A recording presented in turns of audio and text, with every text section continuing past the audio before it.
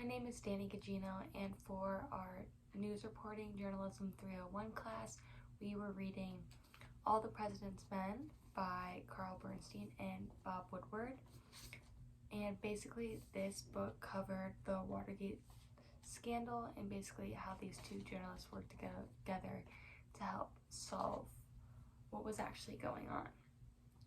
My favorite chapter in this book was probably chapter 4. This is when one of the biggest sources for this whole story came around. His code name was Deep Throat, and he was called this because they said deep investigation. Simons actually nicknamed him this in order to mock him because Woodward had this private source. He only directly contacted Woodward, and they would set up secret strategies in order to meet up because he did not want to talk via phone due to the fact he thought there was wiretapping and stuff like that, because that is what happened at Watergate when this first came around.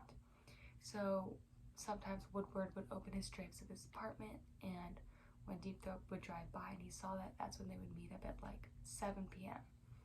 And how sometimes if it was urgent, Woodward would move a flower pot, and that would know it was an urgent issue.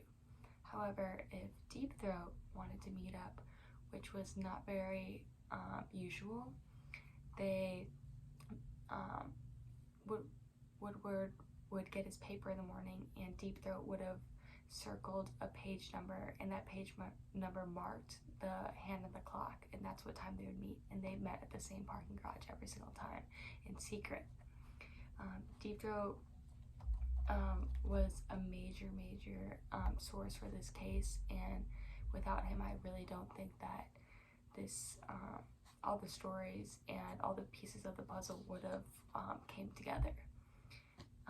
Also in this chapter, they spoke a lot with the bookkeeper, and she basically worked within the Nixon administration, and she was very scared and hesitant to give out information, so they went by her house, and she really only verified information that they already had.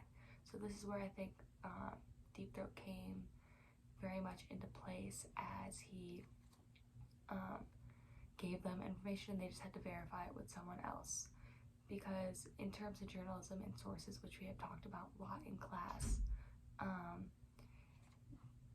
there's an unwritten rule where you need 2 or more sources to verify information in order to publish it, because if you're just getting one part of a story from someone else, it could not be true, or there could be different sides and such like that. So having Deep Throat give them information and having it be verified by other people helped them put the pieces together and create a truthful story as journalists. Also,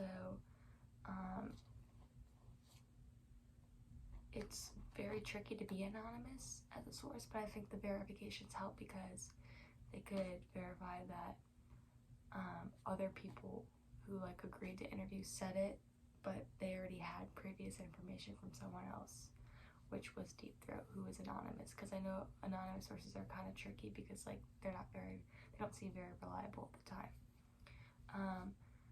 Overall, in order to overview the book, it's basically about the Nixon administration's Watergate scandal, when they wiretapped the Watergate Hotel that was the meeting place of the Democratic Party.